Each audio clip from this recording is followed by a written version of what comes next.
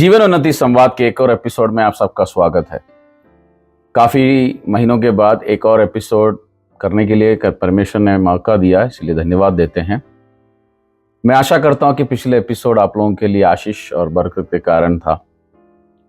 आज हम एक खास विषय के बारे में बात करेंगे। उस विषय में जाने से पहले मैं आप लोगों को याद दिलाना चाहता हूं कि जीवन उन्नति संवाद जितने भी पॉडकास्ट के जो प्लेटफॉर्म्स हैं वहाँ पर सब अवेलेबल है, जैसे स्पॉटिफाई हो गया या यूट्यूब का जो प्लेलिस्ट में यूट्यूब में भी है और एप्पल में भी है और जितने भी मेजर प्लेटफॉर्म्स में अवेलेबल है तो उसको सब्सक्राइब कीजिए। और आपको अगर ये एपिसोड आपके लिए आशीष का कारण बना तो दूसरों को भी शेयर करना मत भूलना।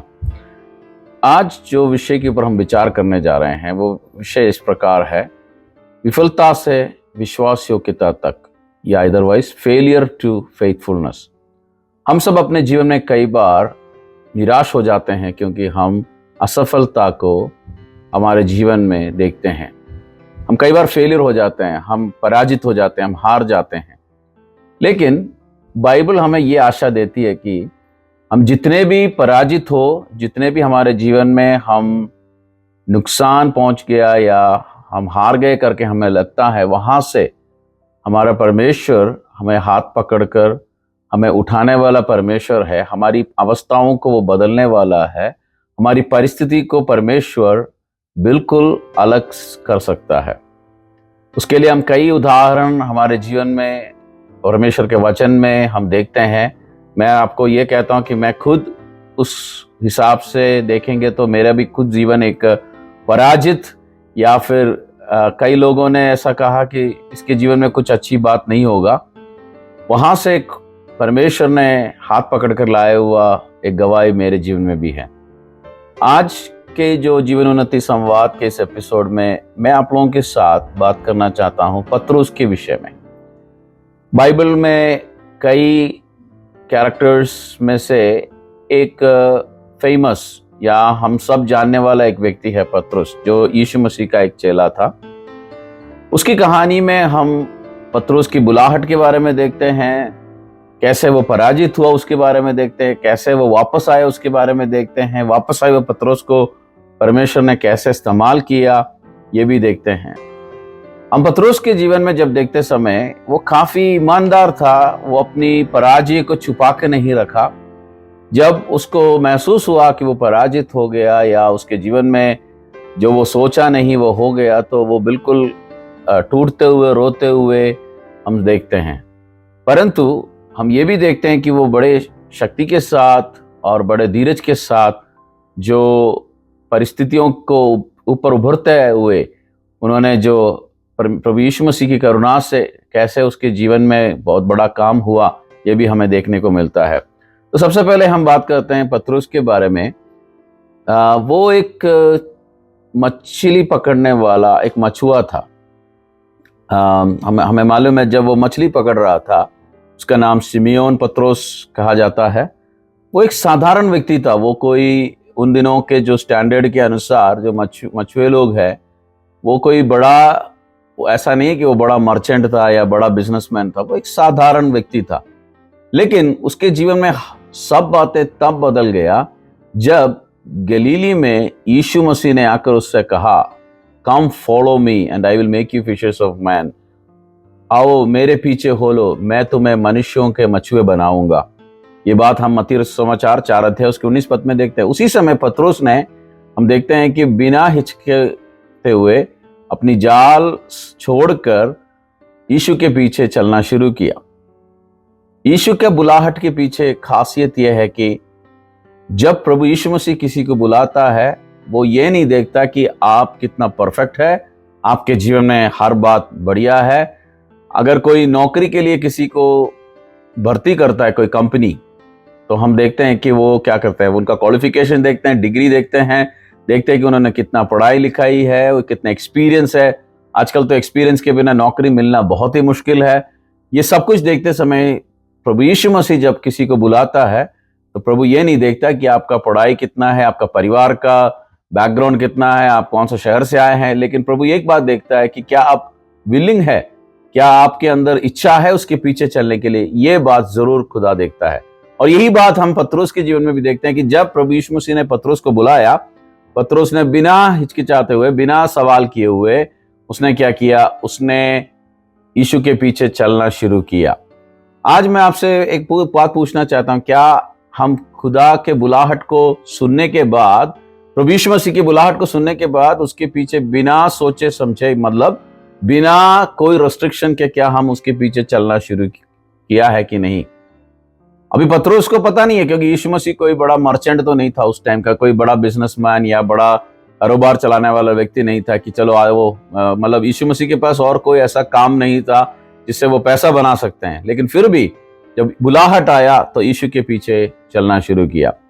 और काफी टाइम तक हमें मालूम है प्रभु यीशु मसीह ने सारी करीब 33.5 साल तक इस दुनिया में वो जीवित थे। 30 साल के बाद उन्होंने अपना सेवकाई शुरू किया। करीब 3.5 साल उन्होंने प्रचार किया, लोगों को चंगा किया, प्रभु के राज्य के बारे में सिखाया। और उनके क्रूस पे जो मरने से पहले वो एक टाइम हम देखते हैं 3.5 ईयर्स या 3.5 साल का जो टाइम, हम ये अनुमान लगा सकते हैं कि पतरस भी उसके साथ चलता रहा। लेकिन पतरस ने काफी अच्छी अच्छी बातें उसके जीवन में देखा। उसने यीशु को, लोगों को चंगाई करते हुए देखा। 5 रोटी 2 मच्छी से 5,000 से अधिक लोगों को खिलाते हुए देखा। काफी बातें, बड़े बड़े अद्भुत काम। और यही पतरस था जो पानी में चला, क्योंकि जब यीशु ने कहा आओ करके बोला, तो ये विश्वास के साथ वो आगे चल पड़ा था।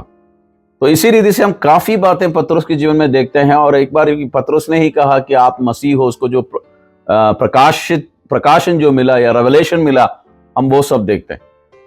तो इस तरह से चलते चलते आखिरी में जब यीशु मसीह क्रूस पर मरने वाले थे, उससे पहले एक बात जब प्रभु यीशु ने कहा कि सब कोई मुझे छोड़ देंगे, तो पतरस ने कहा नहीं प्रभु, नहीं, अगर हर कोई आपको छोड़ देंगे, if everyone deserts you, I will never, मैं कभी भी आपको नहीं छोड़ूंगा। लेकिन फिर क्या होता है हमें मालूम है, कुछ ही घंटों के अंदर ही वो यीशु को 1 बार नहीं, 2 बार नहीं, 3 बार ठुकरा देता है, डिनाई कर लेता है, कहता है मैं जानता नहीं हूं।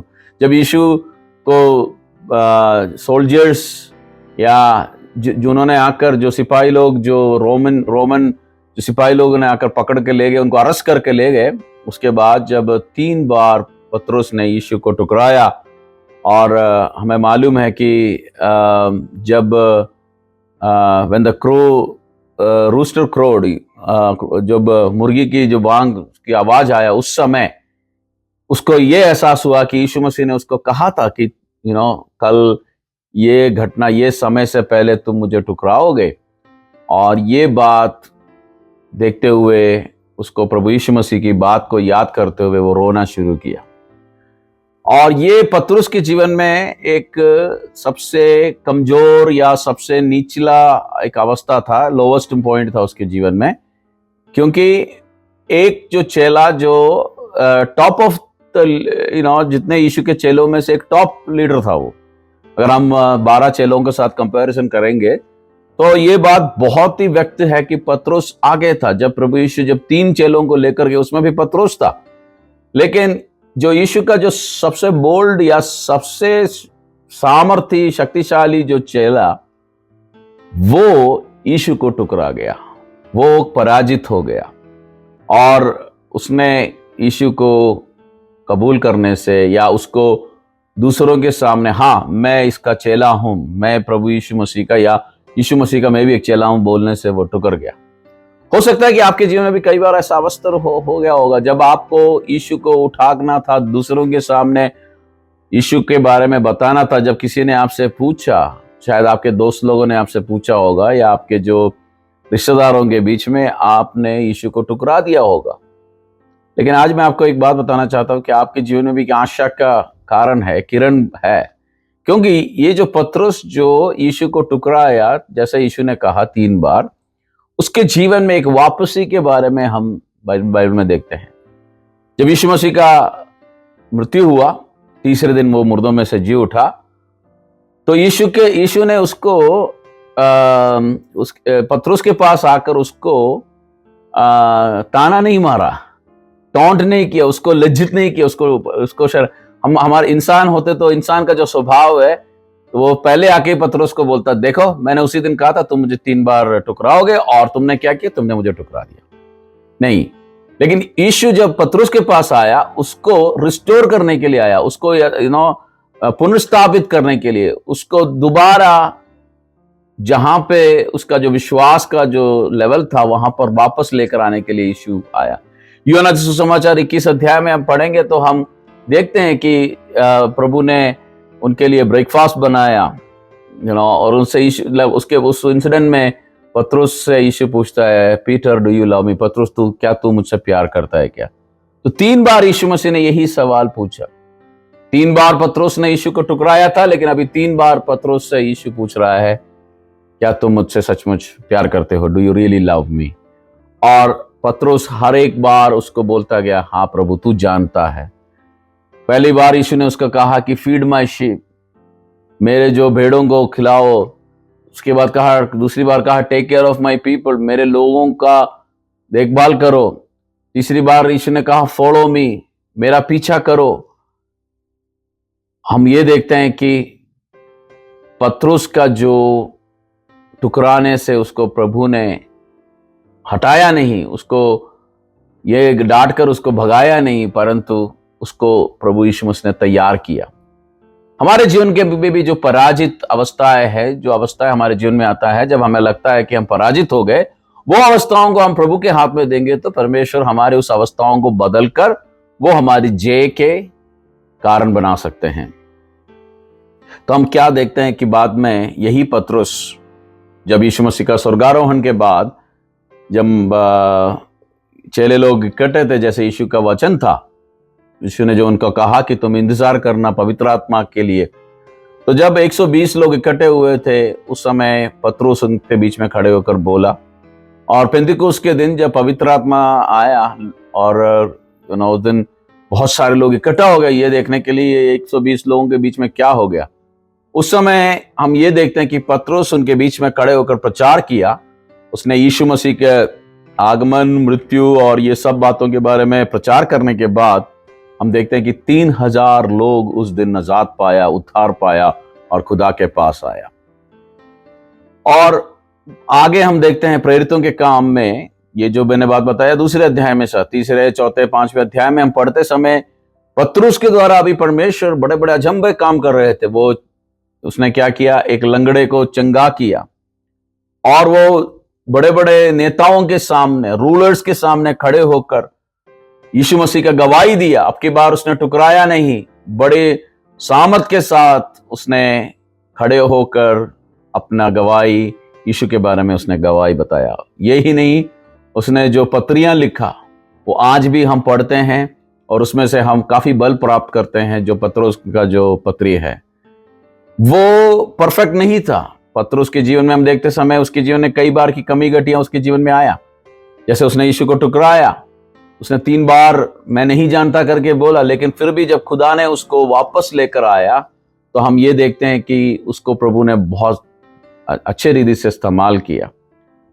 हम में से कोई भी परफेक्ट नहीं है, हमारे अंदर सब इनपरफेक्शन है। हो सकता है हमने ठुकराया हुआ अवस्था हमारे जीवन में हो सकता है हमने जहां पर खड़े होना था नहीं खड़ा। हम इंसान है, कई बार गलती हो जाती है, लेकिन परमेश्वर टूटे हुए लोगों को बुलाता है। क्यों? क्योंकि परमेश्वर हमसे प्यार करता है। वो हमें इसलिए बुलाता है क्या, ताकि हम उसके पीछे चले। तो इस समय हमारा सवाल हमारे सामने ये है कि हमारा जिंदगी की अवस्था क्या है। हो सकता है आप जब प्रभु के पीछे चलना शुरू किया, आपने सोचा कि प्रभु आपके द्वारा बहुत कुछ काम करेगा, लेकिन समय निकलते निकलते आप पतरस के समान आप हो सकता है पीछे मुड़ गए या पीछे हो गए, या बस कलीसिया में जाते हैं, सेवकाई करते हैं, लेकिन आपके अंदर कोई बल नहीं है, आपके अंदर अभी बिल्कुल ही टूटा हुआ अवस्था में है। तो आज इसी समय मैं कहता हूं कि आप प्रभु के पास आइए। यीशु का बुलाहट आपके जीवन में अभी भी है। अगर आप यीशु के सामने अपने जीवन को समर्पण करेंगे तो आपकी जिंदगी में बहुत बड़ा बदलाव परमेश्वर लेकर आएगा। याद रखना, प्रभु उन लोगों को बुलाता है जो उसके पीछे चलने के लिए तैयार है। आपकी क्वालिफिकेशन, आप में कितनी खूबी है, आपका हाइट कितना है, आप देखने में कितना है, ये कुछ प्रभु के लिए कोई मायने नहीं रखता। यीशु आपको अगर इस्तेमाल करना है तो आपको कोई बड़ी बात करने की जरूरत नहीं है। बड़े बड़े काम, आपके पास पैसा, बैंक बैलेंस नहीं होगा, कुछ भी नहीं होगा, फिर भी आपके टूटे हुए जीवन को परमेश्वर बना सकते हैं। बिगड़े हुए अवस्थाओं को परमेश्वर बदल सकता है। यही हमारे चारों तरफ काफी गवाहियां हैं, काफी लोगों की गवाही हम सुनेंगे तो उजड़े हुए चमन को उजड़े हुए अवस्थाओं को उसने बदलकर खूबसूरत एक बगीचा के रूप में बनाया हुआ कई लोगों की जिंदगी आप देख सकते हैं। एक बात और समझना, अगर आपके जीवन में पराजय हो गया तो ये मत समझना कि आप बिल्कुल ही खत्म हो गए। यदि हम अभी भी खुदा के पास आएंगे तो वो हमें दोबारा अपने पास लाने के लिए, उसका कृपा, उसका करुणा, द ग्रेस ऑफ गॉड जिसको हम कहते हैं, वो हमें रिस्टोर करने वाला है, हमें वापस लेके आने वाला है। और जब हम वापस आएंगे तो हमारे द्वारा एक बहुत बड़ा काम परमेश्वर कर सकता है। जैसे पतरस ने 3 बार यीशु को ठुकराया, उसके बाद जब यीशु ने उसको वापस बुलाया और उसको वो जो बड़ा सेवकाई सौंपा, उसके द्वारा बहुत बड़े बड़े काम परमेश्वर ने किए। आपके द्वारा भी द ग्रेटेस्ट इंपैक्ट आपके द्वारा अभी भी हो सकता है। आपके जीवन में बड़ा रिग्रेट होगा, लेकिन आपको खड़े होकर यीशु के जो क्षमा और जो माफी हमें खुदा की ओर से मिलता है उसको मानकर हमें आगे बढ़ना पड़ेगा। हो सकता है आपके जीवन में पतरस के समान आप शर्मिंद और डिस्करेज होकर बिल्कुल ही परेशान में हैं, लेकिन एक बात याद रखना, जो खुदा ने आपको बुलाया है वो अभी भी इंतजार कर रहा है। हमारे बाइबल में हम एक पिता के बारे में पढ़ते हैं जिसके 2 बेटे थे। जो छोटा बेटा है उसकी संपत्ति सब लेकर भाग जाता है, दूर चला जाता है, लेकिन जब उसने सब कुछ उड़ाने के बाद वापस आते टाइम पे भी उसके पिता दूर से देख रहा है और उसको भागकर आकर उसको स्वीकार करते हुए हम देखते हैं। आज भी जो भी परमेश्वर के भवन की ओर, घर की ओर वापस आता है, उनको टुकराता नहीं है, उनको भगाता नहीं है खुदा, उनको स्वीकार करने के लिए परमेश्वर अभी भी तैयार है। क्या आप अपने जीवन को खुदा के हाथ में देंगे? आपकी अगर जिंदगी में कहीं आप थके हुए अवस्था में है, आप ये सोचते हैं कि नहीं अभी मैं आगे नहीं बढ़ सकता, आगे मैं नहीं जा सकता, मैं आपको बताना चाहता हूं कि जिंदगी में हिम्मत छोड़ना। पतरस की कहानी हमें यह दिखाते हैं कि परमेश्वर हमें वापस ला सकता है और हमें वापस अपने मकसद के लिए रिस्टोर कर सकता है। तो अभी पतरस के जीवन में हमने क्या देखा? जो विफलता था, जो पराजय का अनुभव था, उसमें से वो विश्वास योग्य बना। फेलियर से फेथफुलनेस की तक परमेश्वर ने उसको बढ़ाया। अभी आप जिस जगह पर भी है, जहां पे भी है, यदि आपके जीवन में ऐसी कोई परेशानी में से आप जा रहे हैं जहां खुदा से दूर हो गए या खुदा से अलग हो गए, मैं आपको ये निमंत्रण देता हूं कि परमेश्वर की करुणा से, the grace of God is there to restore you. हम प्रार्थना करेंगे। हमारे स्वर्गीय पिता परमेश्वर, धन्यवाद देते हैं जितने लोगों ने ये प्रोग्राम में इस समय हमारे साथ ये वचन सुना, उनके लिए प्रार्थना करता हूं कि आप उनको आशीष और बरकत दे। उनके जीवन में यदि वो कहीं पे भी कमी घटी आया या आपसे दूर हुआ अवस्था है तो उसमें से वापस लेकर आना। जिस रीति से पतरस, जिसने आपको टुकराया खुदा, उसको आपने बाद में इस्तेमाल किया बड़े काम करने के लिए, परमेश्वर के लिए बहुत बड़ा काम के लिए। उसके एक प्रचार से जैसे 3000 लोग विश्वास में आए, बड़े बड़े अद्भुत काम तूने पतरस के द्वारा किया, उसी से आप भी हमारे प्रिय लोगों के जीवन में कर खुदा। धन्यवाद देते हैं, आपने प्रार्थना सुना, यीशु मसीह के नाम से मांगते हैं, सुनो और ग्रहण कर पिता, आमीन। एक बार फिर से आप लोगों को धन्यवाद देता हूं। जीवन उन्नति संवाद का ये एपिसोड यहाँ पर समाप्त करते समय एक बार फिर से बताना चाहता हूं कि अगर आपको ये एपिसोड अच्छा लगा, अगर इसके द्वारा आपने आशीष पाए, लेकिन शायद आपको लगता है कि आपका कोई जानकारी में कोई दोस्त या कोई है, रिश्तेदारी में है कोई जिनको ये वचन की जरूरत है, तो जरूर उनको बेच के देना, शेयर करना, और खुदा आप सबको आशीष और बरकत दे। धन्यवाद।